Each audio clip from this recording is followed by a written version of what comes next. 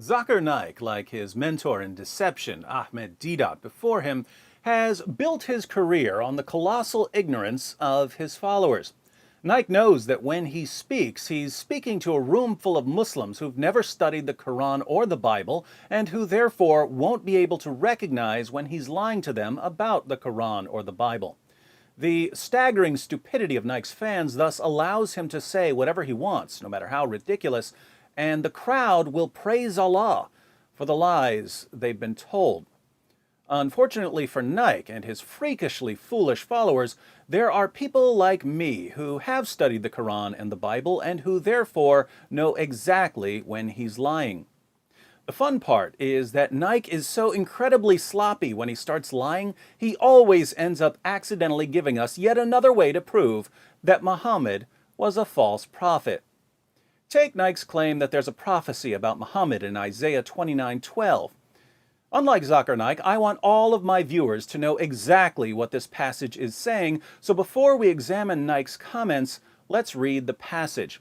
In Isaiah 29, God tells the people of Jerusalem that he's going to punish them for their rebellion. He calls Jerusalem Ariel. Ariel sounds like the Hebrew for altar hearth of God. We'll see why in a moment. Beginning in verse 1. Woe to you, Ariel, Ariel, the city where David settled. Add year to year, and let your cycle of festivals go on. Yet I will besiege Ariel. She will mourn and lament. She will be to me like an altar hearth. Jerusalem will be like an altar hearth, the place where everything burns. Hence, Ariel. I will encamp against you on all sides. I will encircle you with towers and set up my siege works against you. This was fulfilled when the Assyrians came against the city in 701 BC, and again when the Babylonians invaded in 586 BC. Brought low, you will speak from the ground. Your speech will mumble out of the dust. Your voice will come ghost-like from the earth. Out of the dust, your speech will whisper. So God's going to punish Jerusalem. What's he going to do after he punishes Jerusalem? He's going to punish Jerusalem's enemies because they're under God's judgment too. Verse 5. But your many enemies will become like fine dust, the ruthless hordes like blown chaff. Suddenly, in an instant, the Lord Almighty will come with thunder and earthquake and great noise, with windstorm and tempest and flames of a devouring fire. Then the hordes of all the nations that fight against Ariel, that attack her and her fortress and besiege her, will be as it is with a dream, with a vision in the night, as when a hungry person dreams of eating, but awakens hungry still, as when a thirsty person dreams of drinking, but awakens faint and thirsty still. In other words, as Jerusalem's enemies rejoice over their victory, God's suddenly going to bring them back to reality, like waking someone from a dream. So will it be with the hordes of all the nations that fight against Mount Zion. Now, God has told them exactly what's going to happen. Why can't the people of Jerusalem see what's coming? They can't see what's coming because they have become spiritually blind and can no longer understand or accept God's revelations.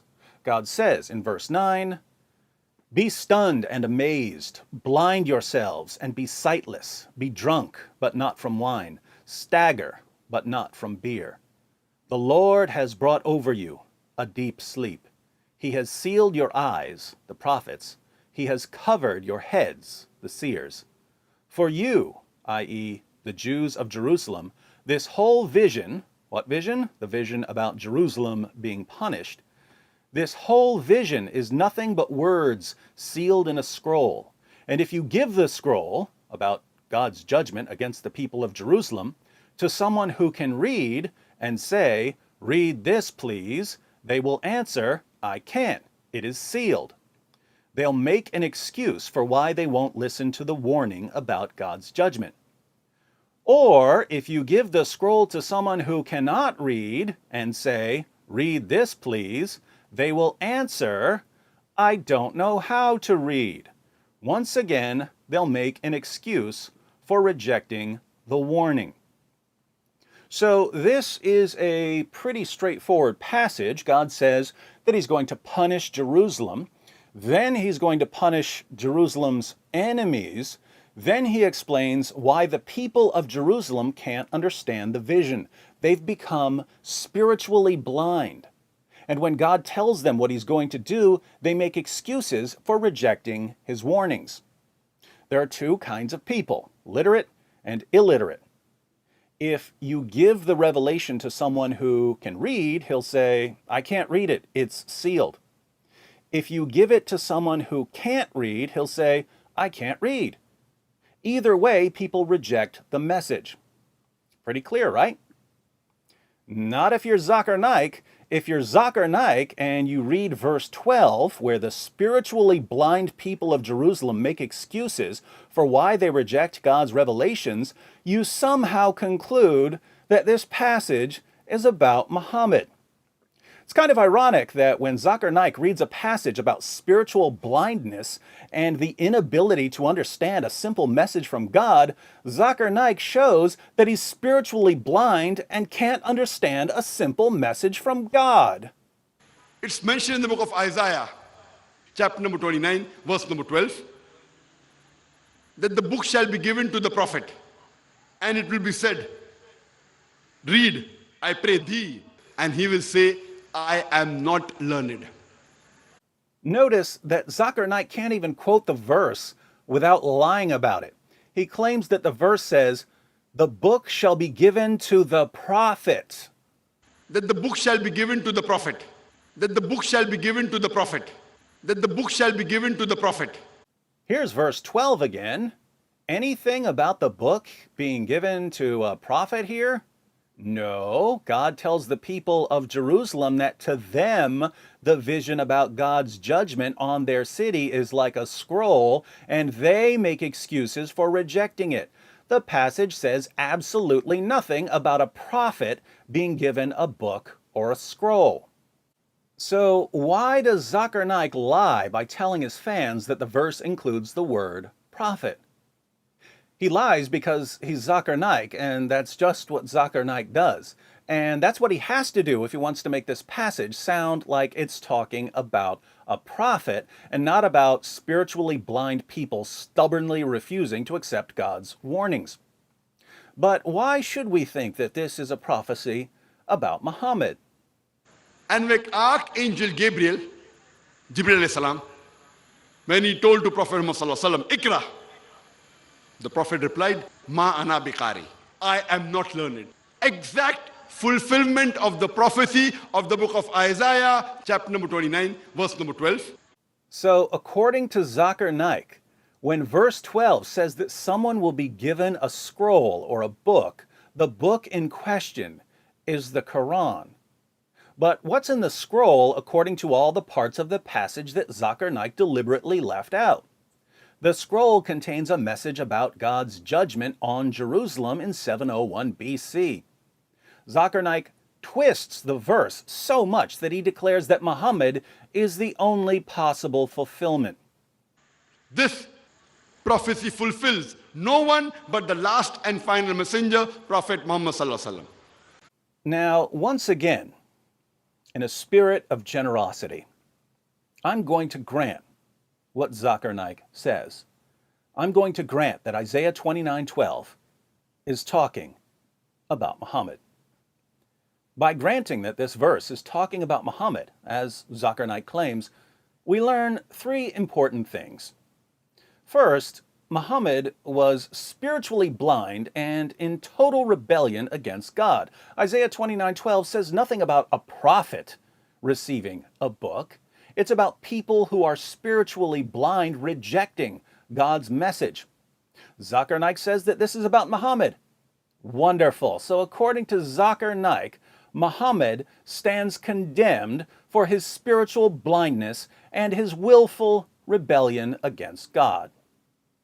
Second, Isaiah 29:12 isn't about a prophet, but Naik claims that it's about a prophet anyway. If we grant what Naik claims, then we have to ask, what about the other prophet in this passage? Obviously, if the person who's told to read the scroll and says, "I don't know how to read," is a prophet, then the person who's told to read the scroll and says, "I can't, it's sealed," must also be a prophet, right? If being told to read the book means that you're a prophet, then this passage predicts two different prophets. One who says, "I can't read," and the other who says, "I can't," because it's sealed. So, where's the prophet who was told to read the book but couldn't because the book was sealed? He hasn't come yet, which means that he's coming in the future, which means that there's another prophet after Muhammad, which means that the Quran is a lie because it says that Muhammad was the final prophet. Hence, if this passage is talking about prophets, Islam is false. Thank you, Zakir Naik, for giving us yet another reason to conclude that the Quran is wrong. Third, in verses 13 and 14, God talks about the people who reject his revelations in verses 11 and 12. But remember, according to Zakir Naik, verse 12 is about Muhammad. So what does God say about Muhammad, according to Zakir Naik? The Lord says, "These people," i.e. the spiritually blind people, including Muhammad, who stubbornly reject God's revelations, "come near to me with their mouth and honor me with their lips, but their hearts are far from me. Their worship of me is based on merely human rules they have been taught." They honor God with their lips, but their hearts are far from God. Their worship consists of following a set of rules. Sound like any religion we know? One where they memorize prayers in a language many of them don't even speak, pretend they're fasting while gorging themselves twice per day, walk circles around a giant pagan cube, mindlessly following rules that they've been taught? How is God going to punish them for their false worship? Next verse. "Therefore, once more I will astound these people with wonder upon wonder. The wisdom of the wise will perish. The intelligence of the intelligent will vanish." Their punishment is that the wisdom of the wise will perish and the intelligence of the intelligent will vanish. In other words, they'll become complete morons. Now think about this, because this is just too perfect. In Isaiah 29:12, spiritually blind people use their illiteracy as an excuse for rebelling against God's warnings. Zakir Naik not only claims that this is about Muhammad, he claims that Muhammad is the only one who fulfills this prophecy. This prophecy fulfills no one but the last and final messenger, Prophet Muhammad sallallahu alaihi wasallam. God goes on to condemn the spiritually blind, illiterate rebels for worshiping God by mindlessly following a set of rules, which is precisely what Muhammad did and what he taught his followers to do. God's punishment is to remove their wisdom and intelligence, turning them into complete idiots. Zakir Naik reads this passage, and he's too stupid to realize that the passage is condemning and mocking these spiritually blind people. So Naik tells his audience, this is about Islam. This is about our prophet. This is about us. And Naik's fans are so shockingly ignorant that they shout Allahu Akbar when he tells them that a passage about spiritual blindness, rebellion, and false worship is all about Islam. And the saddest part is that when I tell Muslims what the passage actually says, and that Zakir Naik is making Muslims look like complete fools, they don't get mad at Naik. They get mad at me, forcing me to conclude that they're not really interested in truth or reality. My Muslim friends, there are only two possibilities here. Either Isaiah chapter 29 verse 12 is a prophecy about Muhammad In which case, it's not saying that he's a prophet, it's saying that he was in rebellion against God and that God judged him by giving him a lobotomy.